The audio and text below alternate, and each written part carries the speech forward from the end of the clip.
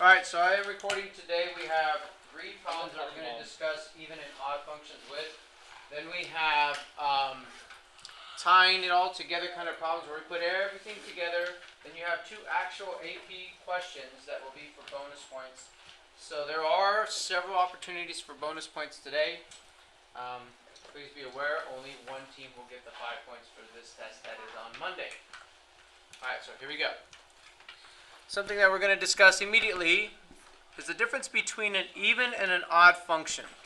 Alright, so an even function and an odd function doesn't have anything to do with what is the power. Is it an even number or an odd number? We've talked about this before.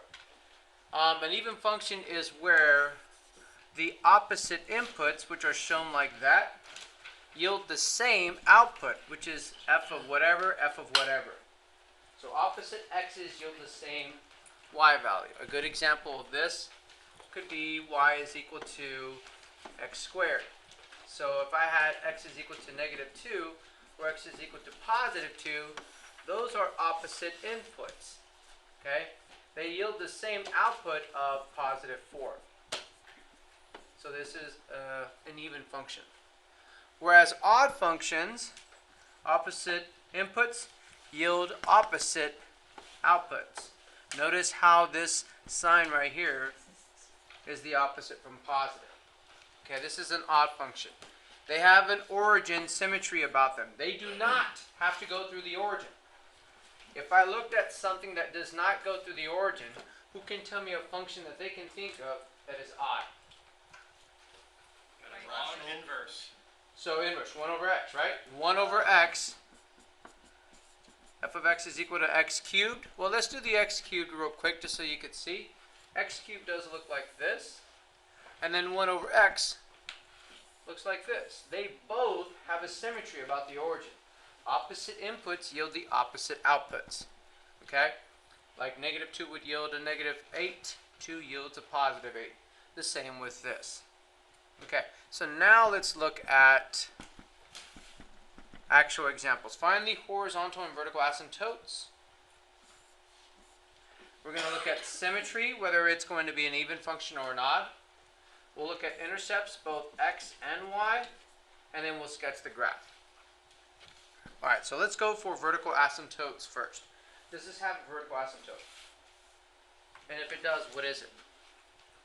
I don't think it has one. It doesn't, because vertical asymptotes, you set the bottom equal to 0, right?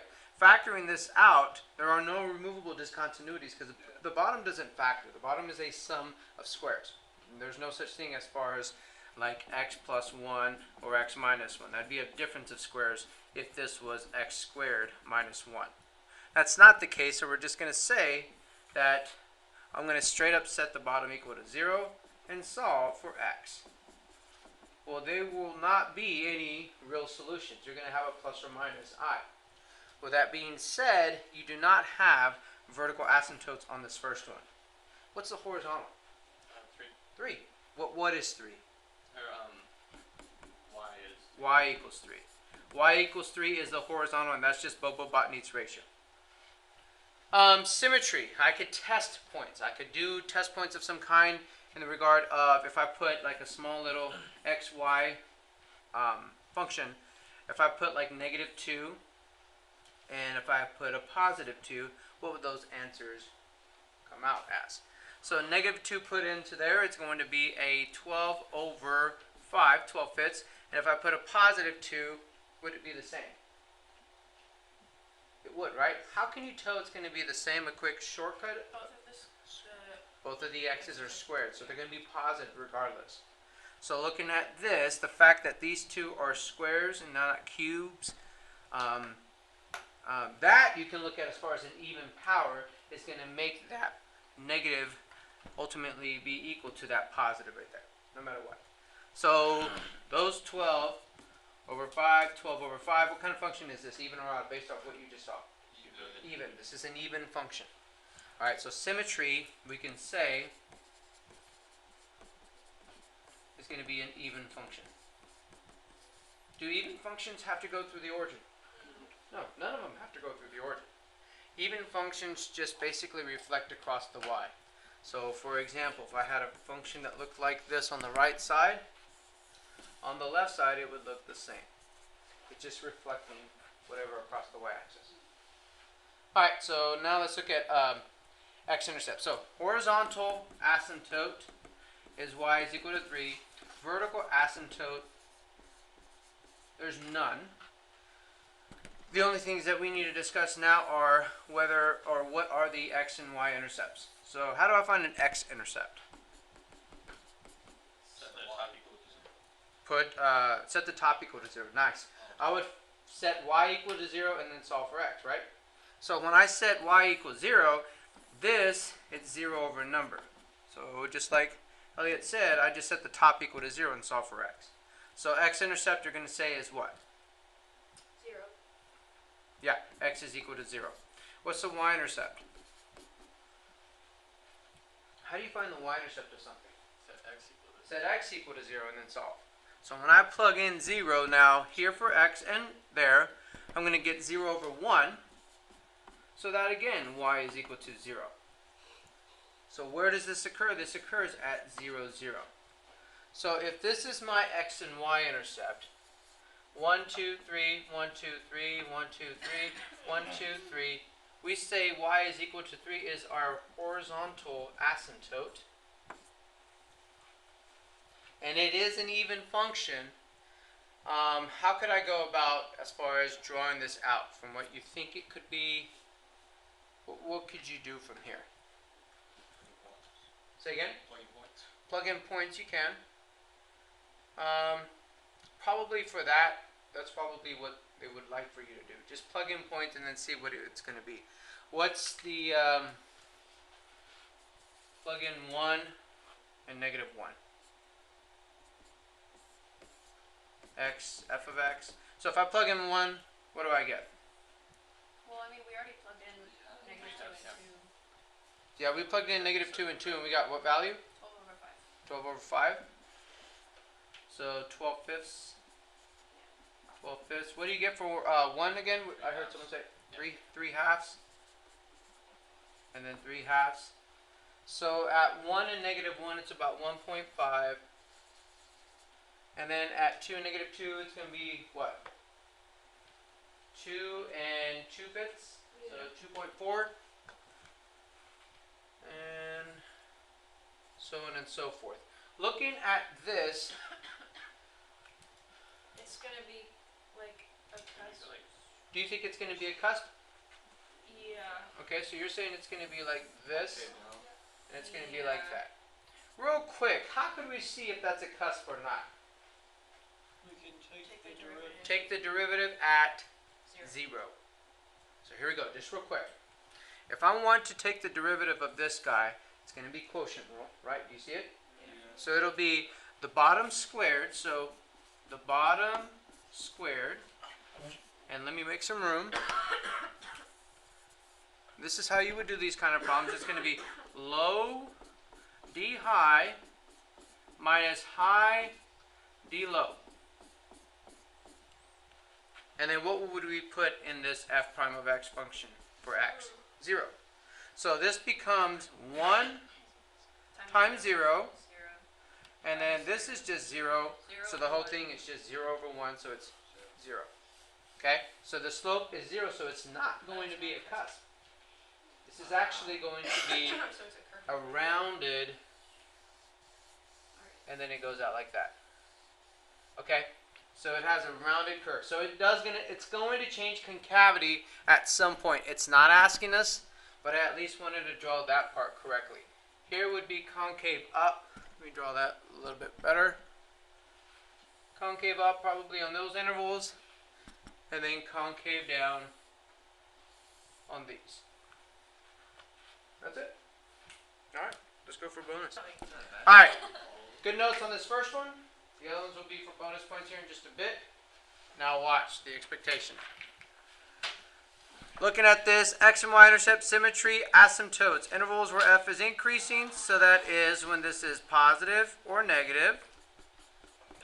Relative extrema, that's positive to negative or negative to positive. Intervals where it's concave up or concave down, that is the second derivative. because this is test of concavity. Okay? And then inflection points. Justify everything. So this is a big problem. Okay? This is probably something similar to a little bit more than what an AP level problem would be. AP level problem would be probably 80% of this work. Okay? Because this takes a lot of time. Alright, so here we go. This right here, I want to first of all start off by making sure that we know as we grow we're going to be justifying it. Alright, so number 1. X-intercept, all I'm going to do is put y is equal to 0. Because this is a rational function, the only time that that's going to happen is whenever the top is equal to 0. So what's my x-intercept? 0. X is equal to 0, right? Yeah. So here we go. X-intercept is x is equal to 0. Y-intercept is whenever I do put in 0 for x. So what is that going to yield? 0. So y is equal to 0. So there's that origin. Okay? Now let's do number 2. Number 2 says the symmetry. Symmetry, really quick, I'm just going to plug in chug to see what kind of thing it has. Doing the plug in chug, if I were to look at this, and the fact that this is squared, and this is just x, what do you feel like it's going to be? Odd, right? Because one's going to be a positive, one's going to be a negative. And as you multiply it all out, it's going to change it like that. The only thing that may or may not change is this plus 2. You with me? Will this be odd, yes or no? Yes. Yes, because the plus 2 is with this squared piece. You understand? Yeah. Those are going to yield the same output value for that square root piece. If it was like x plus 2 rather than x squared, it wouldn't be odd. It'd be something different. Probably neither. Just be like scooted over, right? Or it'd be something neither, right? Okay. It's not going to be odd or nor even. Okay? Just ways to look at it. So I can say that this is going to be an odd function. Again, not because it has odd powers, but because opposite inputs yield opposite outputs. Let's go to number 3. And what would like the justification of this making a table? Justification on this, you could make a table. I mean, really, you could But make do a you table. have to? You don't. Like, this one wouldn't require justification. That's why I'm not showing any justification yet. Where it starts to require justification is on number 4. Number 4 and below, that's the justification. Alright? Here you go. Asymptotes. Let's go for the HA first. Looking at this problem, what do you think that is? Plus or minus 1? Would it be plus or minus 1? It's very Well, similar to the one that you just did, is it not? Yeah, it would be plus or minus 1. It would be plus or minus 1. So, Is that because you take the square root of the bottom and then you do it? well, remember when we did this as far... Turn the top into squares. Yeah, it's Yeah. that. That's what it is. Because whenever I'm looking at this, and we did it by hand the long way, it's the square root of that over the square root of this. So that we could bring them together like this. It's like the limit thing that we Oh. use. Okay? This is that one, but it's the plus or minus because of the fact that we did that piece here. Right. Okay? So it's going to be a plus or minus 1. Now we go to VA. VA is setting the bottom equal to 0 and solving. So I square 0, then I subtract. I can't take the square root of a negative 2, so this is going to be none. And then now we're ready to rock and roll with the calc stuff. Okay? 4. Wait, the vertical asymptote is when the bottom equals 0? Or Yeah. yeah, okay. Okay? So we go to number 4. It's okay if there are questions. So Let's look at number 4. take the derivative. We're going to take the derivative, and we're going to see where the derivative is positive. We're going to see where the derivative is negative. So here we go. This is a quotient rule. So it's going to be bottom squared is this, and then it's going to be low d high, which is just 1, minus high d low. Here we go. The bottom is this. When I take the derivative, it's the same as 1/2 times that to the negative 1/2. So this is going to come down here, as x squared plus 2. And then we multiply by the derivative of the cream, which is what? Anybody? Say again? 2x. Good. So this is my derivative as it stands right now. Now, let's go back. I know it's been a while, but we needed to practice. We're going to now simplify this and combine it all together so it can be a nice, easy little simplified fraction, okay? Or a derivative function. Times the bottom. So, yeah. So, first of all, this cancels. Do you agree? Yes, sir. Okay. Oh, yeah. This x also cancels with that numerator x. So here I can see I'm going to need a common denominator here that I'm going to put down here and multiply as a form of 1. Why did the x cancel? Yeah. Because it's Yeah, they're both multiplication. on the- It no, is they're both canceled. on the top. Wait. the Oh, top my is bad. zero. They shouldn't have canceled. I don't know why I said that. So it's x squared. Those don't cancel. Let me put that back. So the x squared stay, but the common denominator that you're trying to get still remains the same. So let's rewrite what we have right now.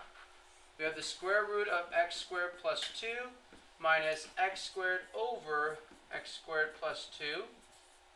And it's all over x squared plus 2. This is my standing derivative. Okay, I left room right here because I'm going to multiply by a form of 1. The reason of it being is I'm trying to get, that I did a while back, common denominator in the numerator piece. Okay? So now, when I multiply these two together, the square root lifts up. And all I'm left with is x squared plus 2 minus x squared. Right? Do you agree? So that numerator piece is going to be what? 2. Okay? So these multiply together. It's x squared plus 2. We are going to subtract this x squared. So like I said, the numerator piece is just left with 2. And it's over this x squared plus 2. The square root of it. All over this guy way down here. Which you can bring it up into the Which you can denominator. bring it up into the denominator. It's the same as, what's the power here that's going to multiply with what here? It's going to end up being 3 halves. It's going to be 3 halves, right? It's a 1/2 there, and then it's a 1. So I'm multiplying things that have the same base. So 1 plus that 1/2 is going to be 2 over 2. That's going to be 3 halves. So it's 2 over x squared plus 2 to the power of 3 halves. This is my most simplified form of the derivative. Okay? Now I want to see when this is increasing. So this has to be what? 0 or undefined. No. Oh, increasing. Oh, It has to be positive. I thought you asked for critical points. Oh, I see what you're saying. Let's go for the critical points now. Okay. But yeah, it'll always be positive because there are no critical points because it can never equal 0. And it Nice. can never. You see, do you understand what he's saying? This will never, ever, ever equal 0. Like, as far as critical points wise. If I set the top equal to 0, those are my critical points that equal 0, right? I can't solve for an x. Looking for the critical points that are undefined, we set the bottom equal to 0. It will never, ever be 0. Because you can't take the square root of a -2. Oh, I see. Okay? So with this in mind, it's always going to be what? Positive. Positive. Always, always positive. Alright?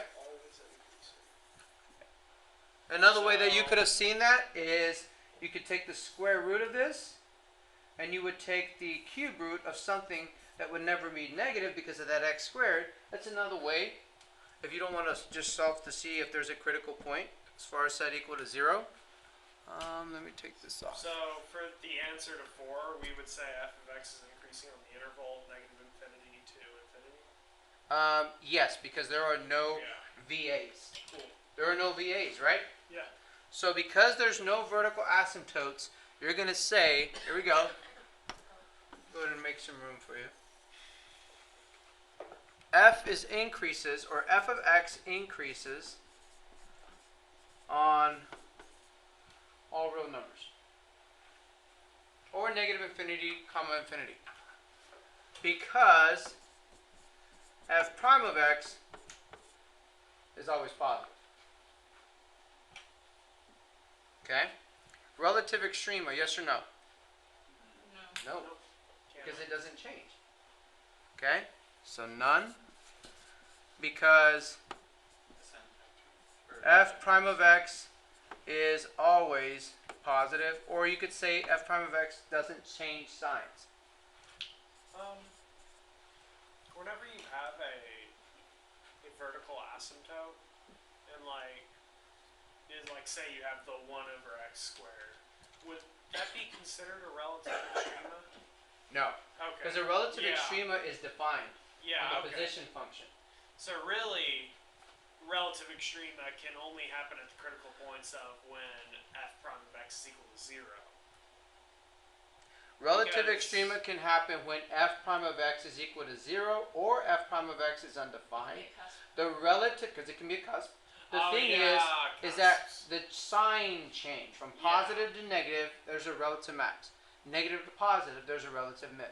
If and only if at that point, if you put that x value into the original position function, it Okay. equals a value. Okay. If it equals a value, it spits out an answer, then it's a defined point. But if you can't plug it in. But if then you can't plug it in, it's neither. It's just like Okay. our very first page of our notes that have that open dot on something that could be the absolute max but isn't. Okay. Alright. Now, intervals where f of x is concave down and concave up. Alright, so let's go ahead and do this real quick. We're going to have to take the second derivative. Yay. Told you it's a little bit involved. And the second derivative is the bottom squared. When I square the bottom, what does the bottom become when you square it? No. X squared plus 2 to the Two. third. To the third. Because you're just going to square the bottom, And I'd bring it up so it'd be, since it's a constant on top if you're taking the double. okay, so x squared plus 2 to the negative 3 multiplied by 2. He's bringing it up because he doesn't want to do quotient rule. Very, very smart. Looking at this, this becomes negative 6x squared plus 2 to the negative, people? Oh, wait a second. But why'd you square it? Oh, we do have to Yeah. bring it up. We Yeah. do If have you to bring it up. squared it. We then do it- have then to you bring it have up. to stick to the quotient We rule. do have to bring it, or we have to keep to the But- quotient rule. Like instead of doing the quotient rule, I would just bring up the original thing. Yeah. It's easy. What do y'all think? Y'all want to do that? Yeah. Yeah. Okay, let's bring it up then. We'll have 2 times x squared, good job, Justin, plus 2 to the negative 3 halves. Multiplying this out gives me a negative 3x squared plus 2 to the what? Negative, come on, 5 halves. Multiplied by 2x. This is f double prime.